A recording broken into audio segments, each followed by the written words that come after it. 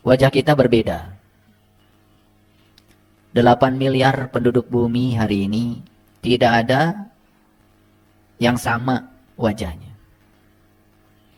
Pernah nggak kita bertanya, kenapa ya wajah kita berbeda? Ada yang pernah bertanya begitu? Atau melihat kehidupan, ya sudah, begitu saja. Dan beruntung sekali mereka yang setiap saat dalam kehidupannya selalu memunculkan pertanyaan.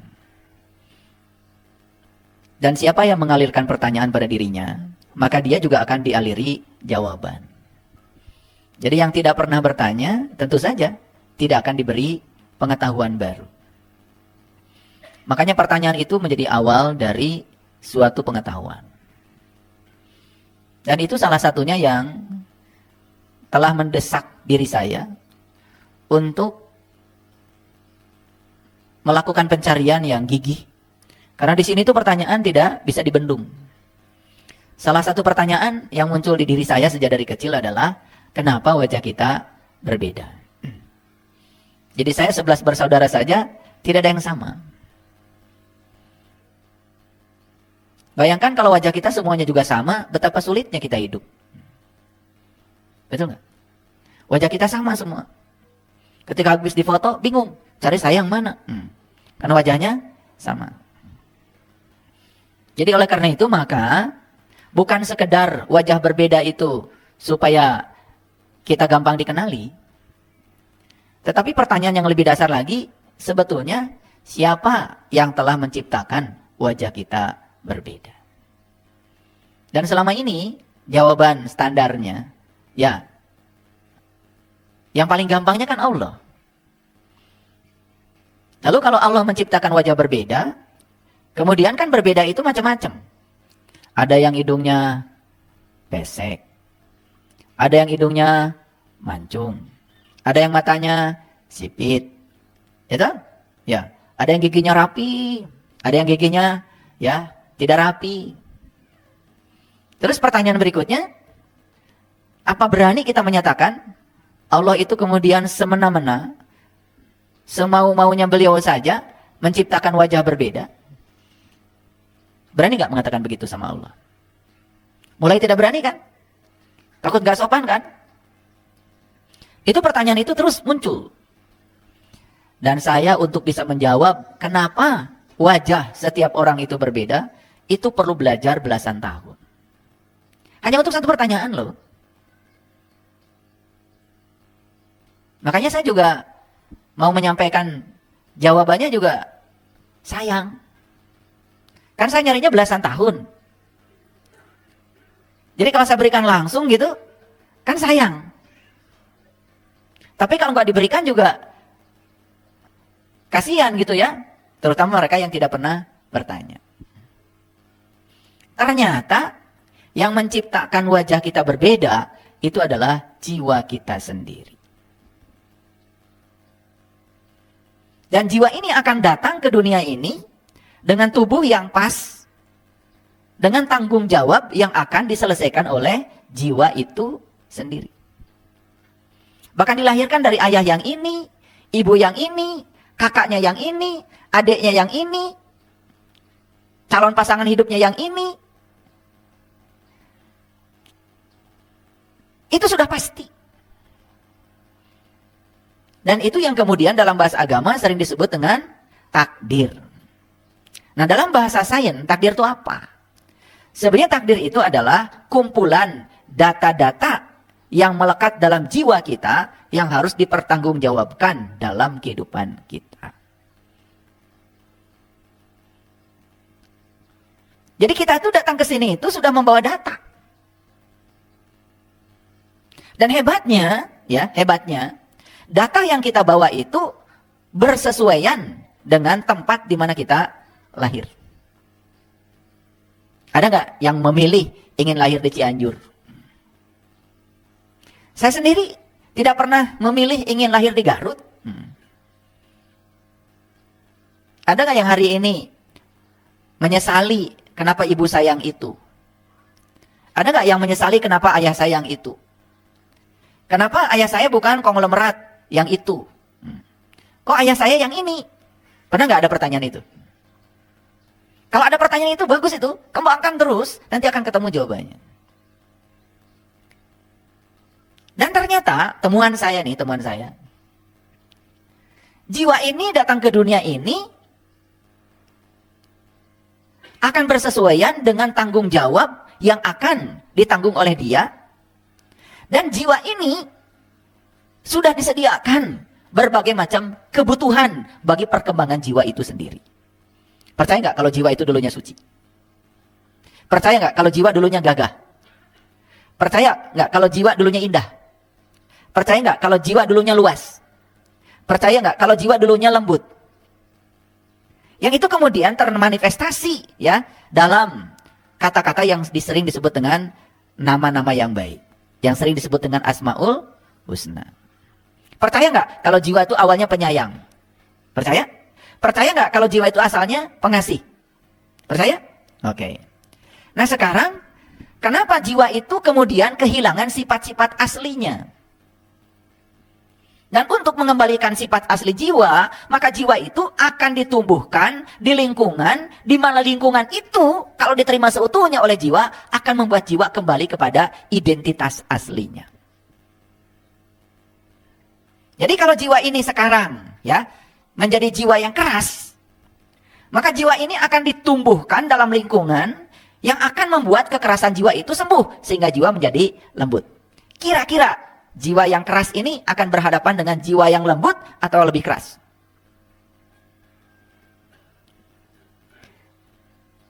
Jiwa ini akan berhadapan dengan situasi yang lebih lembut atau lebih keras daripada dirinya? Lebih keras. Jadi ketika kita dalam kehidupan ini, kok saya dipasangkan dengan pasangan yang keras, anak-anak yang keras, lingkungan yang keras. Itu kebutuhan bagi jiwa kita. Karena jiwa kita sedang dilembutkan.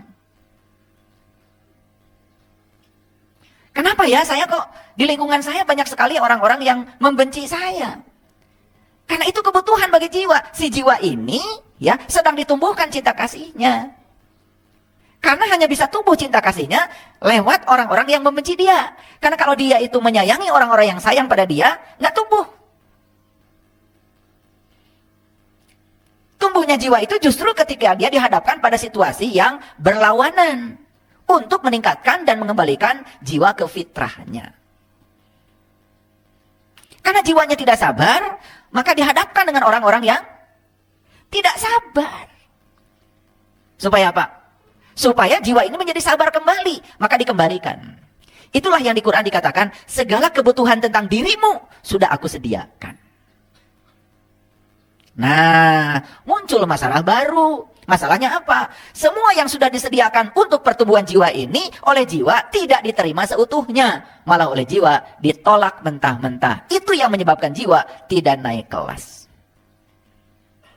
Paham ya?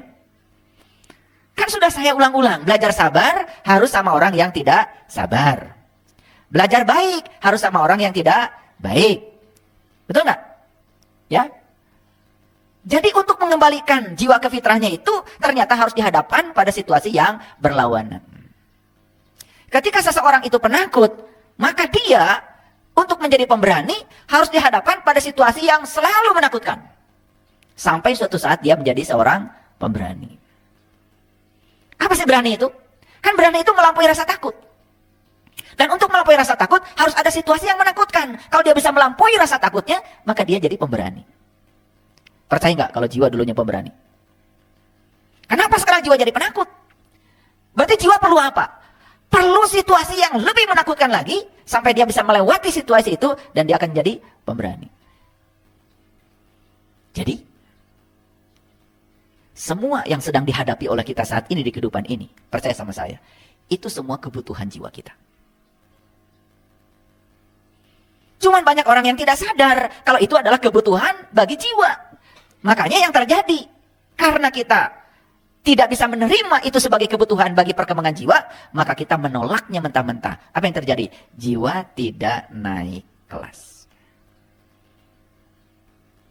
Paham ya sekarang? Kenapa jiwa kita tidak naik kelas? Apa penyebabnya? Satu kata? Penolakan. Itu. Hanya satu kata aja. Penolakan yang menyebabkan kita nggak naik kelas. Berarti kalau ingin naik kelas, satu kata lagi. Apa? Penerimaan. Cukup? Belum cukup. Harus ada dua kata lagi. Tanpa syarat. Ulangi ya. Jadi kalau yang menyebabkan kita menderita adalah penolakan. Kalau ingin bebas dari penderitaan, ternyata harus ada tiga kata. Penerimaan tanpa syarat. Saya mau menerima, tapi saya mau meneruskan rumah tangga dengan kamu, tapi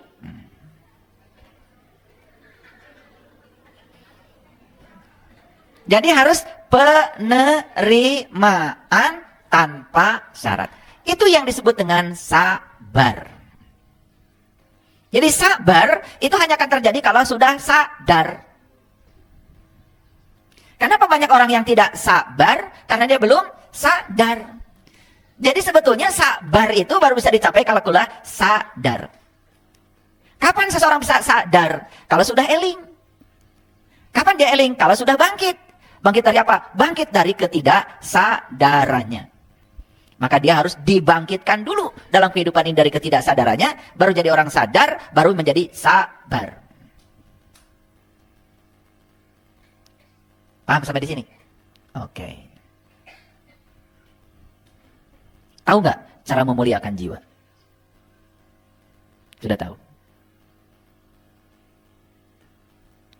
Cara memuliakan jiwa berarti menerima semua kontradiksi yang sedang dihadapi sebagai kebutuhan dasar yang dibutuhkan oleh jiwa saat ini. Dan kalau kita bisa menerima semua kontradiksi tanpa syarat, berarti kita sedang memuliakan jiwa kita. Masih ingat ya pelajaran saya sebelumnya? Ada 3 cara kan menyucikan jiwa? 1, ayo yang pinter. Katanya sudah nonton YouTube. 1, berhenti serakah kepada apa yang kita ingin. Masa udah diulang-ulang. 2, berhenti menolak semua yang tidak kita ingin. Yang ketiga, menghadirkan cahaya batin yang menyinari batin kita. Jadi kalau kita bisa melakukan yang 3, ulangi. 1 apa? Belajar melepaskan atau belajar untuk menghentikan keserakahan kepada yang kita ingin.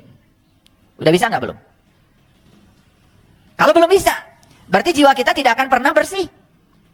Karena syarat untuk membersihkan jiwa adalah belajar untuk menghentikan keserakahan kepada yang kita ingin. Kan kalau kita punya keinginan, tercapai ini, pengen itu. Tercapai itu, pengen itu lagi. Tercapai itu, pengen itu. Kan nggak ada habisnya. Yang habis itu umur. Keinginan tidak pernah habis. Nah, siapa yang bisa melepaskan diri dari keserakahan pada yang dia ingin, maka di situ dia sudah memasuki 1/3 dari kesucian jiwa. Yang kedua, dia belajar untuk menerima semua hal yang tidak dia ingin dalam kehidupannya apa adanya. Itu 1/3 lagi. Dan yang ketiganya adalah menghadirkan nutrisi bagi jiwa. Oke, jiwa itu aslinya materi apa cahaya? Cahaya. Kalau jiwa itu aslinya cahaya, berarti nutrisi bagi jiwa apa? Cahaya. Maka di Quran Allah mengatakan, ya, yahdillahu linurihi mayyasa. Aku akan menunjukkan pada cahayaku siapa yang aku kehendaki. Siapa akan dikehendaki oleh Allah? Yang punya kehendak. Yang punya kehendak untuk menggapai cahayanya. Nah, dalam bahasa hari ini saya beri judul cara menggapai hidangan langit. Ini baru masuk judul nih. Makanya ada ajaran leluhur kita yang sangat bagus. Ya, saya tidak akan menyebut ini dari tradisi mana, tapi saya sangat kagum dengan ajaran ini. Yang pertama, ya, ajaran ini mengatakan, sentuhlah matamu dengan lembut selembut bulu ayam. Ngerti apa tidak? Ulangi. Sentuhlah matamu dengan lembut selembut bulu ayam. Kalau ngerti, nggak akan saya jelaskan. Yang gitu bagus. Kalau nggak ngerti bilang belum. Ya, oke. Ini adalah ajaran kebahagiaan leluhur kita sebetulnya. Sentuhlah matamu dengan lembut selembut bulu ayam. Maksudnya, jadikan sudut pandangmu menjadi lembut. Dan kapan sudut pandang kita lembut? Saat kita memiliki pengetahuan yang luas. Karena orang yang luas, pengetahuannya pasti luwes. Perlu contoh? Perlu contoh. Jadi orang yang sudah luas pengetahuannya, misalnya yang tadi, dia sadar bahwa jiwa datang ke dunia ini dalam rangka belajar. Meningkatkan kualitas jiwa supaya jiwa kembali ke fitrahnya. Dan untuk mengembalikan jiwa ke fitrahnya, disediakanlah berbagai macam kebutuhan jiwa. Apa yang disediakan di sini? Semua kontradiksi. Misalnya, ada yang tidak disukai nggak dari pasangan kita? Ada apa banyak?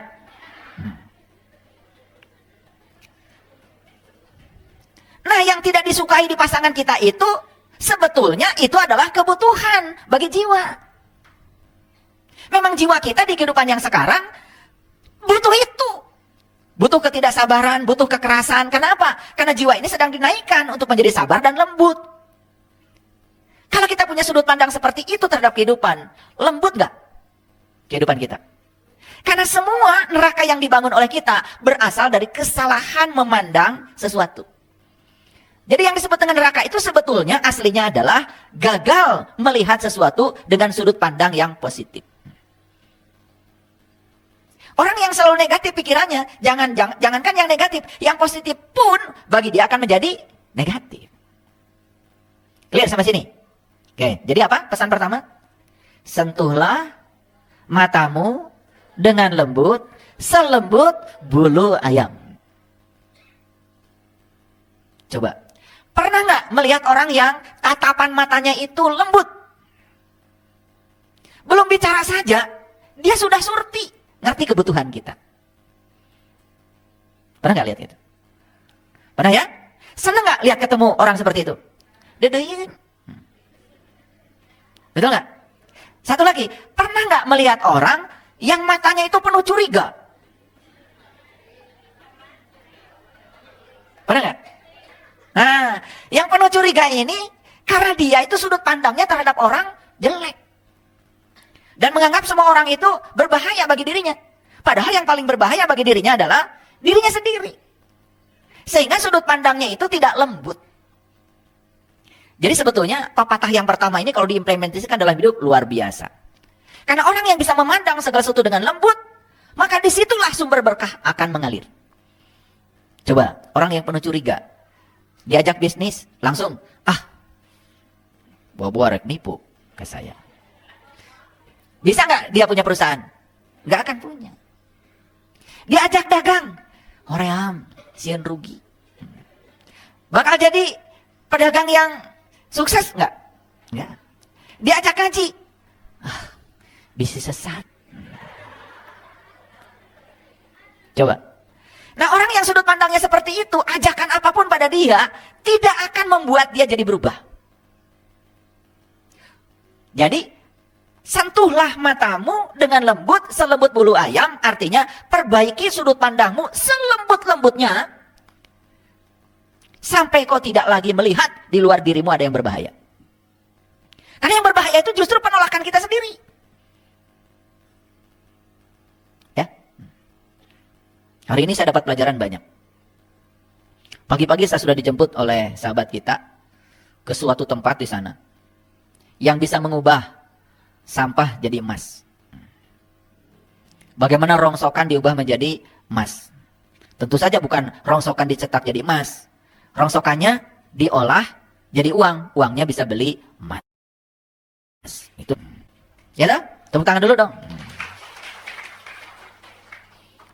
Yang terpikir oleh saya, orang bisa punya perusahaan seperti ini itu karena sudut pandangnya sudah bagus. Dia matanya sudah lembut. Bayangkan ya, orang yang lembut itu sampah saja dirubah menjadi logam mulia. Makanya emas itu kan disebut logam mulia. Betul nggak? Kenapa pakai mulia? Karena mahal. Karena nilainya yang tinggi. Sesuatu yang nilainya rendah diubah menjadi sesuatu yang bernilai tinggi. Itu oleh orang yang sudut pandangnya positif. Kalau kira-kira kalau saya tes sekarang, mata kita sudah lembut belum?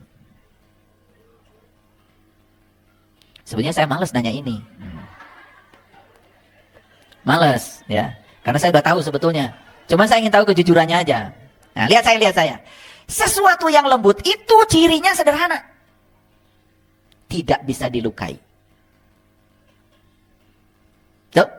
Coba, pisau belati setajam apapun, kalau ditancapkan pada air, begitu diambil lagi, tidak berbekas. Jadi sesuatu yang lembut itu, apapun yang dilihat, tidak mengubah dirinya. Hampir tidak ada bekasnya. Bahkan disakiti orang berulang kali pun, gak ada bekasnya. Tetap aja dia sebagai penyayang. Dijatuhkan berulang kali oleh orang lain, tetap dia di posisi itu. Nah, berdasarkan kata-kata saya ini, kita kan bisa tahu selembut apa saya. Melihat sesuatu yang tidak disukai, langsung marah. Melihat sesuatu yang tidak disukai, langsung bereaksi. Berubah langsung diri kita, kepribadian kita, tepat saat melihat situasi di luar diri kita yang berbeda dengan keinginan kita. Itu artinya kita belum memiliki mata yang lembut. Nah, orang yang matanya belum lembut, jelas. Akibat yang paling besarnya, dia belum bisa senyum dengan matanya. Dan senyum dengan mata itu yang paling sulit, hadirin. Senyum dengan mulut itu masih gampang. Bisa diatur sesimetri mungkin. 2 senti ke kiri, 2 senti ke kanan. Itu senyum dengan mulut. Mulut itu masih bisa berpura-pura. Berpura-pura bahagia, berpura-pura menyenangkan, itu mulut. Tapi mata tidak bisa berbohong. Jadi harusnya sudah belajar spiritual bertahun-tahun, senyumnya itu sudah berubah, bukan hanya di mulut saja. Senyumnya itu sudah double. Mulut plus mata. Coba, lihat. Orang yang ikhlas itu, senyum di mulutnya dengan senyum di matanya itu menguatkan. Pernah nggak lihat orang berpura-pura senyum? Jelek kan? Jelek. Bukan sekedar tidak simetri, energinya tuh nggak enak. Karena semua kepura-puraan tuh nggak enak. Nah, lihat saya. Bermula dari kelembutan mata. Nah, kelembutan mata nanti akan masuk ke kelembutan hati. Yang sudah lembut segalanya, sulit untuk terluka. Ya, yang masih konflik, parasea kene, resep kasih ya, tersep kasih itu, masih ada masalah. Artinya belum kemana-mana tuh, belajar spiritual. Paham ya? 2, ini ajaran leluhur yang kedua. Lampaui langit, lihatlah langit melampaui awan. Lihatlah langit melampaui awan. Perlu saya jelaskan apa tidak? Sekali-kali nggak perlu gitu. Kerjain orang tuh seneng. Lihatlah langit melampaui awan. Perhatikan, sekarang bisa nggak kita melihat langit sekarang? Bisa? Sekarang nih, coba lihat keluar. Agak sulit ya. Kenapa? Karena awannya menutupi langit. Tapi pesannya tadi, lihatlah langit melampaui awan. Kan kalau ada awan, nggak kelihatan dong langit. Gimana caranya kita bisa melihat langit ketika ada awan? 1.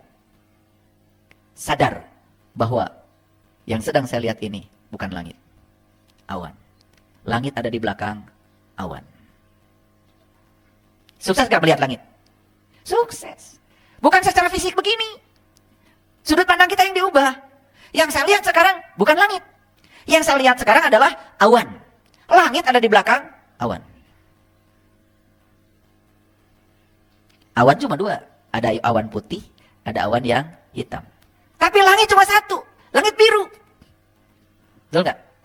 Oke. Jadi ketika melihat sesuatu, sadar bahwa kita bukan awan, tapi kita adalah langit. Awan cuma 2 kan? Putih dan hitam. Yang suka putih hitam, hitam putih, benar salah, baik buruk, siapa? Siapa? Diri sendiri. Jawabnya nggak jelas. Yang suka benar salah, baik buruk, hitam putih, siapa? pikiranmu.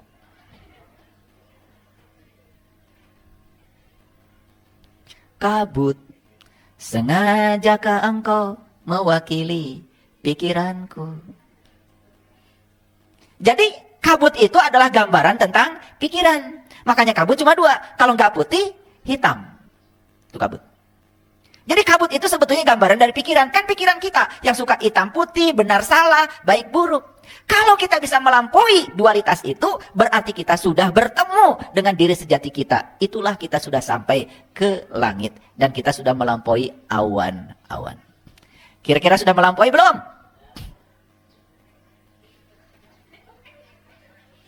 Ya, dari dulu kalau ditanya OTW. Masih mending OTW-nya on the way. Iya mah, oh tungguan we.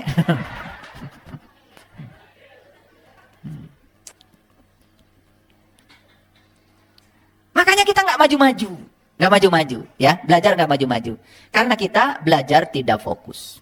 Oke, jadi kembali lagi ke topik ini. Kita hari ini kita bicara cara menggapai hidangan langit. Yuk kita kembali. Jiwa kita ini adalah nur.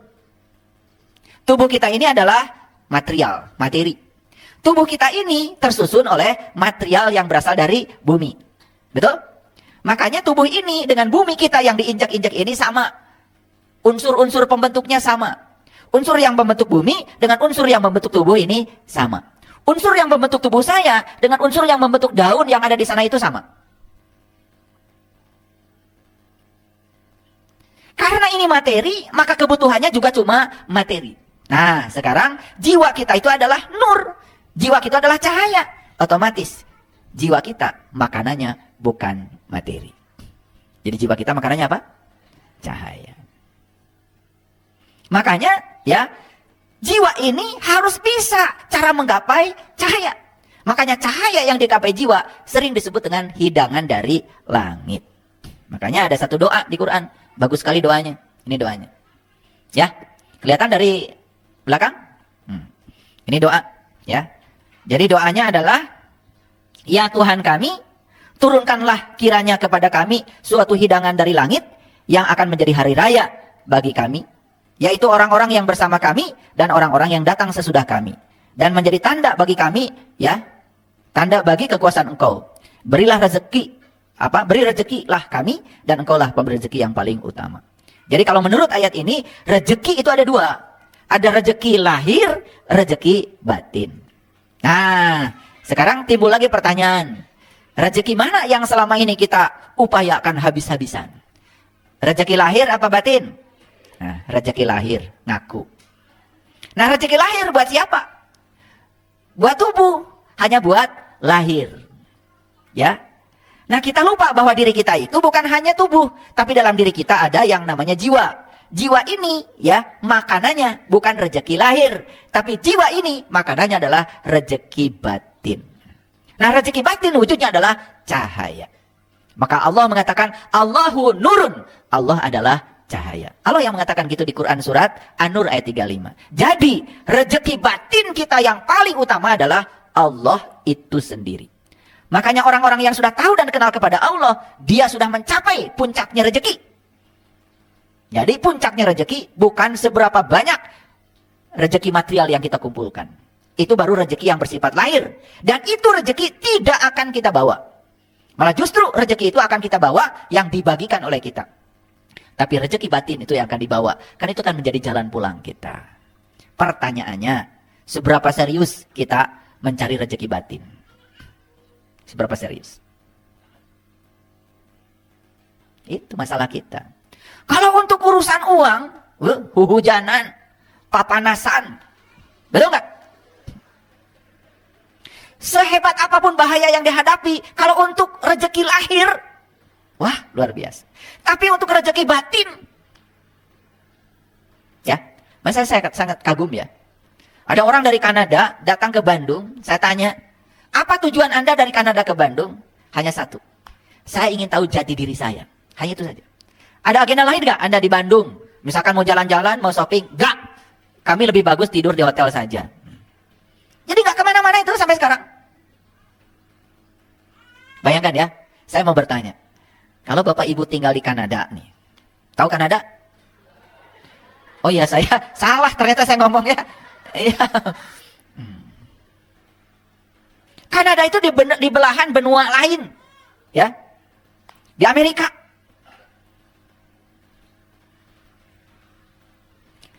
Jujur ya. Kalau Bapak Ibu posisi di Kanada, kira-kira kalau disuruh ngaji ke Bandung, bakal nyampe nggak?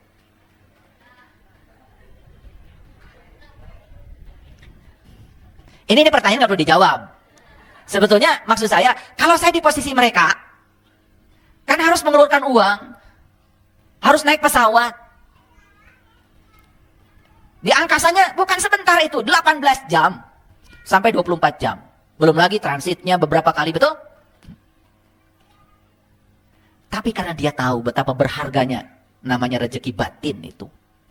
Dia ingin memberikan hidangan bagi jiwanya. Bayangkan. Mereka datang ke Bandung. Bahkan mohon izin. Yang satu telinganya sudah tidak mendengar. Yang satu matanya sudah tidak melihat. Begitu luar biasa. Makanya saya hargai. Saya sampai menyediakan waktu seharian untuk melayani mereka. Seorang pencari itu seperti itu. Jadi kalau dari Cianjur ke Bandung. Apalagi dari Kopo ke Bandung. Dari Lewi Gajah ke Cimahi. Aduh. Itu karma baikmu itu. Karma baikmu. Ya.